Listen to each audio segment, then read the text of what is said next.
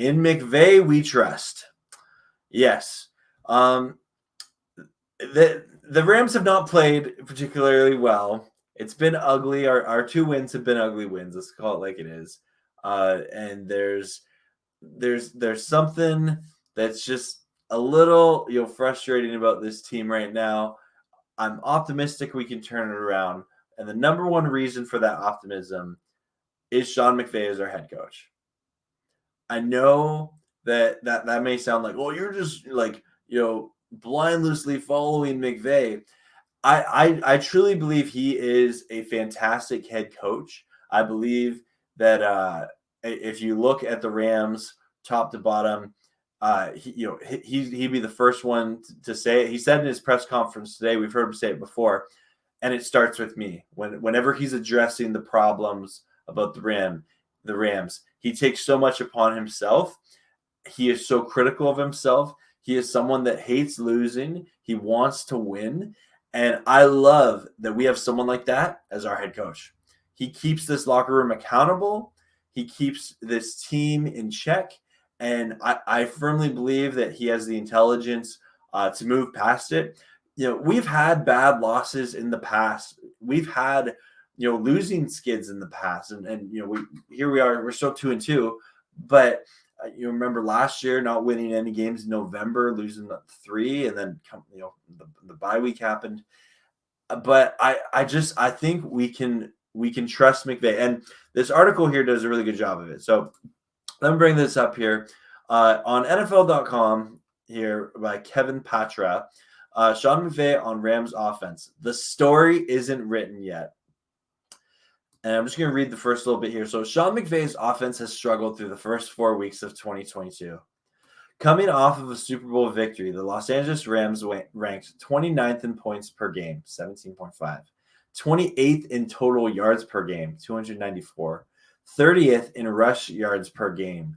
That's horrible. 68.5 yards per game. And are tied for the 28th in giveaways per game, 2.3. All the worst through 4 weeks in the McVay era.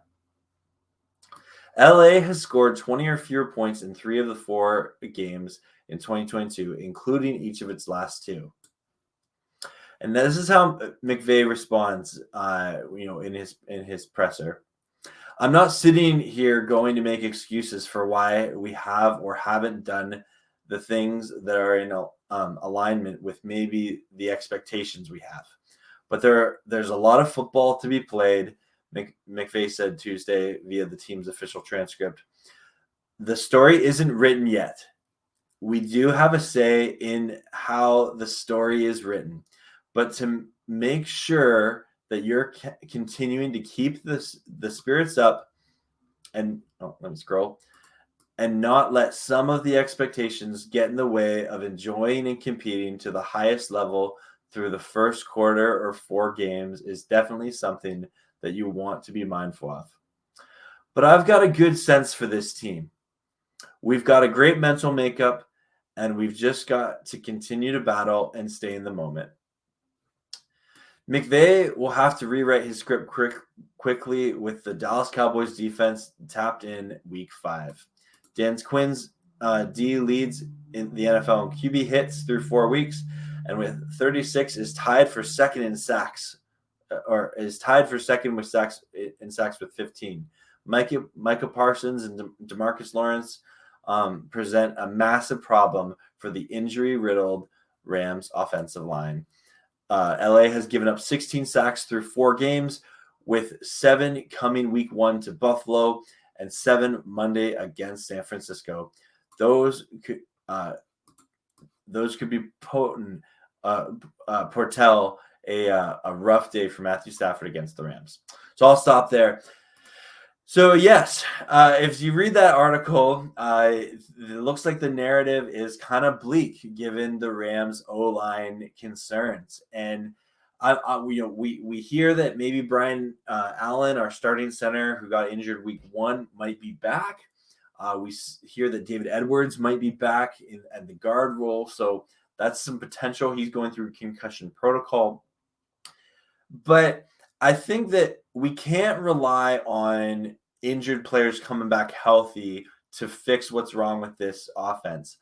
I really think we need receivers other than Kupp winning their route.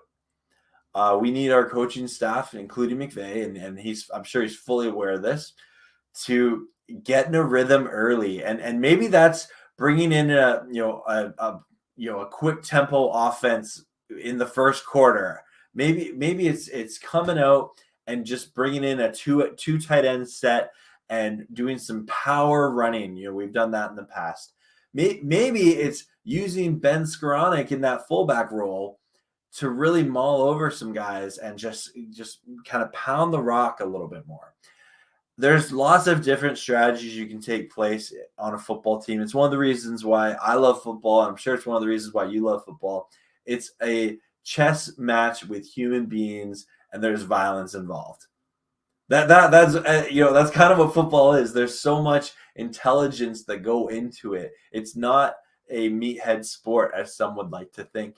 And if you're in the NFL and you're a coach in the NFL and you're not always critiquing yourself, you're not always able to change up your scheme to match someone else's, that's a problem.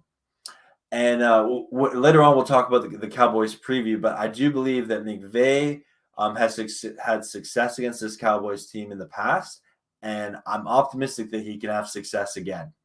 So that's it for me. Let me know in the comments what you think. And speaking of which, let me take some right now to get caught up.